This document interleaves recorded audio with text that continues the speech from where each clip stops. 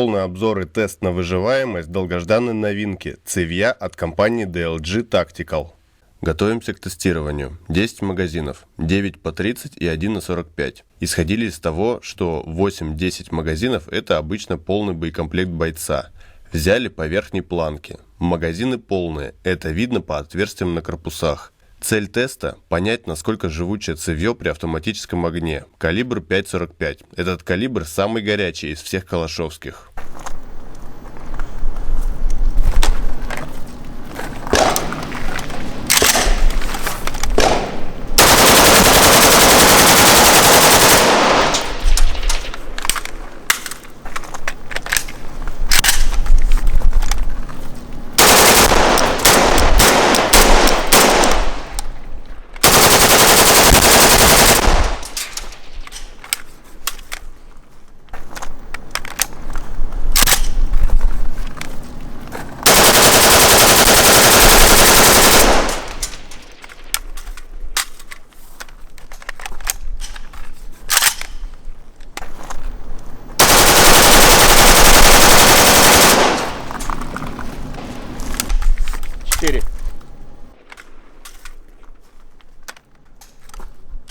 Ничего, держать комфортно.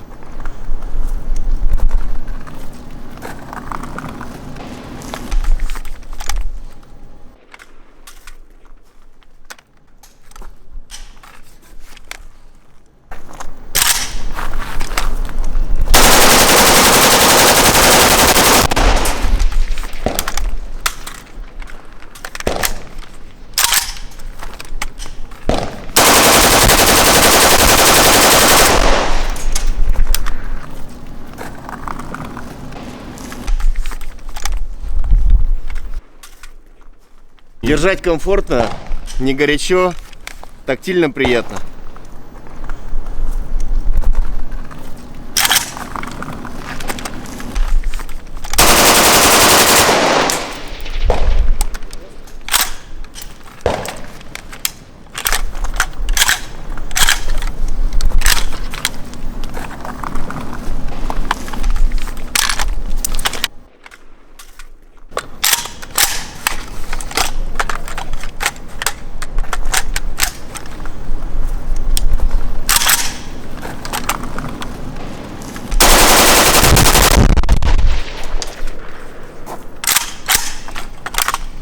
Держать уже некомфортно, уже горячо, но терпимо.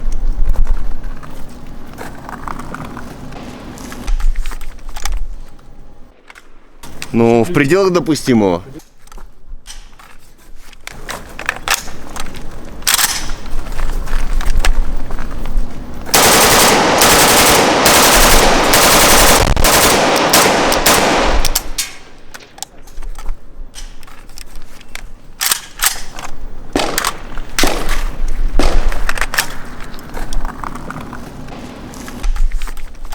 Пока держу рукой полностью.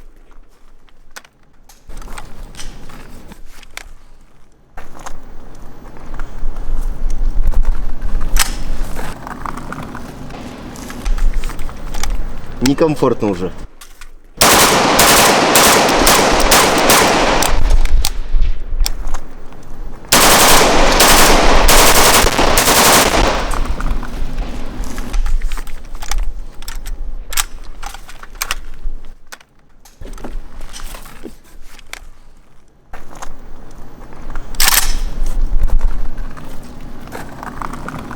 Крайний. Люфтить начинает, но... Как выяснилось немного позже, ручка просто открутилась от вибрации.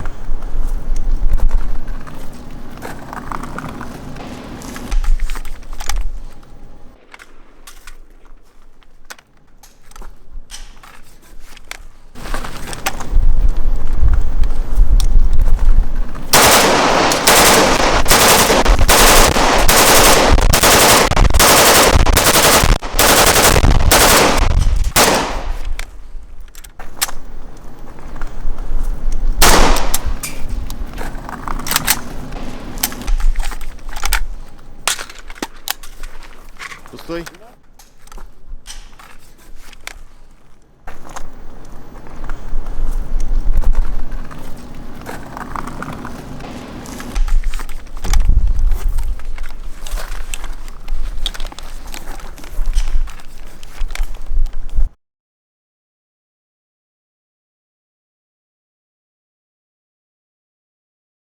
Вашему вниманию представляем цевьё от DLG Tactical. Комплект состоит из двух частей – накладки на газовую трубку и, собственно, самого цевья. Материал – терморезистентный композит, состав которого компания не раскрывает. Особенности цевья. Слоты M-Lock по всей длине. Обратите внимание, крепление M-Lock выполнено не в виде длинных щелей, которые можно увидеть на многих других изделиях, а в виде отдельных слотов. В случае с полимерным материалом это сделано для придания большей жесткости в ходе интенсивной стрельбы с нагревом.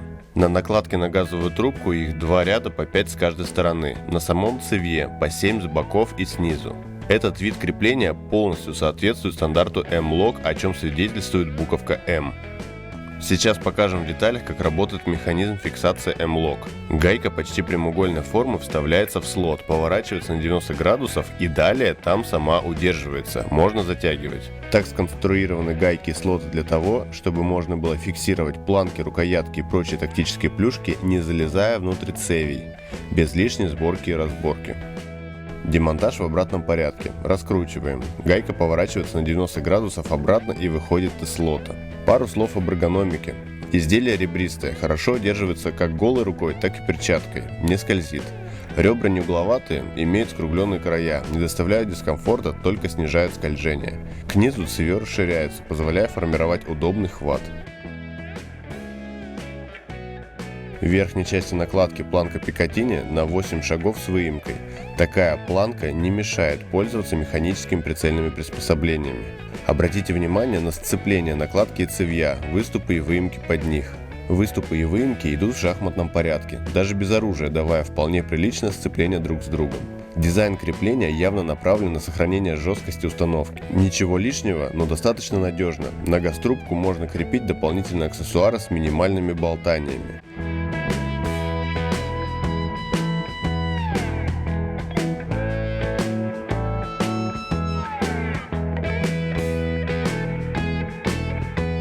Цевьё ребристое не только снаружи, но ребра есть и внутри. Как раз между слотами M-Lock стенки довольно толстые, шейка на оковке тоже. Видно, что производитель боролся за общую прочность и преследовал цель сохранить жесткость цевья при нагреве. Установим цевьё. Тут никаких сложностей. Надеваем накладку на газтрубку, вкручиваем ее. Далее одеваем цевьё на ствольную коробку, прижимаем оковкой. Ставим газтрубку на место. Вот в кадре видно штатный прицельный с установленным цевьем. Как видите, прицеливанию ничего не мешает. Готовим броски с высоты человеческого роста. Падение оружия – самая частая причина мелких поломок. К этому любая часть должна быть готова. Проверим наше цевьё, насколько оно готово к таким неожиданностям. И сейчас я его установлю на макет массогабаритный и попробую как следует пошвырять. Потому что на настоящий автомат ставить и швырять сильно жирно будет.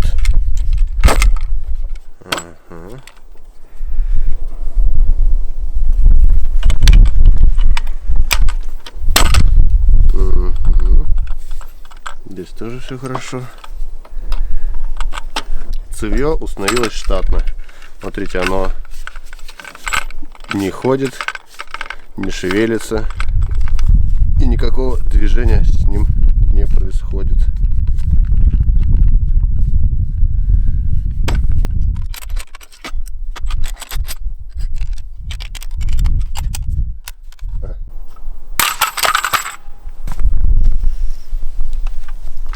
Да, мы видим повреждения на дужке.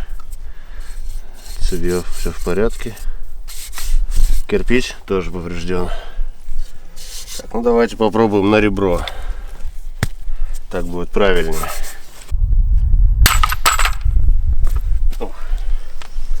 Хороший был удар. Да, цевьё наконец-то лопнуло. Но при этом оно не снимается. Пока не потеряло своей функциональности. У нас пока тоже самое. Смотрите, оно не отрывается. Так, кирпич мы поломали. У нас есть еще. Кирпич мы поломали антапкой. Цевьё выглядит также вполне себе нормально. Так, попробуем еще раз на ребро. Только вот этой планкой. Планке абсолютно пофигу. Кирпич она промяла. Планка опять выбила кирпич. И ничего с ней не случилось. Цевье по-прежнему целое. Ну как, кроме вот этой первой трещины. Но дальше оно почему-то не ломается. Слушайте, ну с виду с ним все в порядке. Так, ну вот здесь как будто чуть усилилось. О, отколол. Так, а дальше там что? А дальше вроде все в порядке. Трещина пошла чуть дальше. Все так же, без изменений. Отлично. Наше цевье победило наш плотный очень кирпич.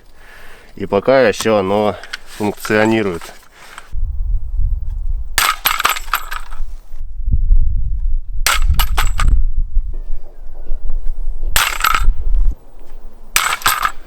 Ну, сейчас был хороший удар. Точно в кирпич. И ничего не происходит.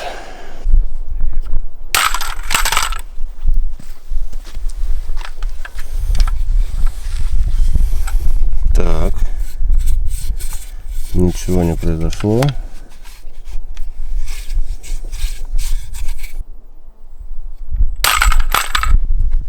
Совершено уже, по-моему, более 15 ударов. И цевье по-прежнему держится на автомате. Не считая вот этой трещины, с ним ничего не произошло.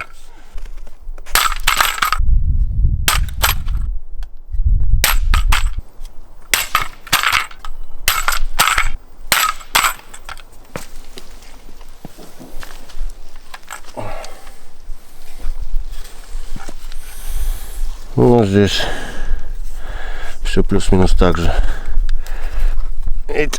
Ну, смотрите, получается, за счет вот этого сцепления оно не дает поломанному цевью выйти, сняться. То есть вот это цепление, замок очень, походу, хорошая вещь.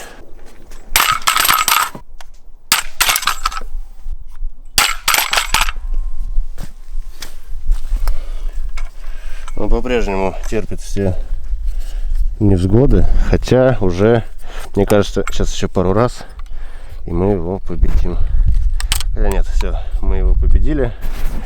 Цевье выдержало, на мой взгляд, овер до хрена бросков. И еще не снимается, смотрите. Замок держит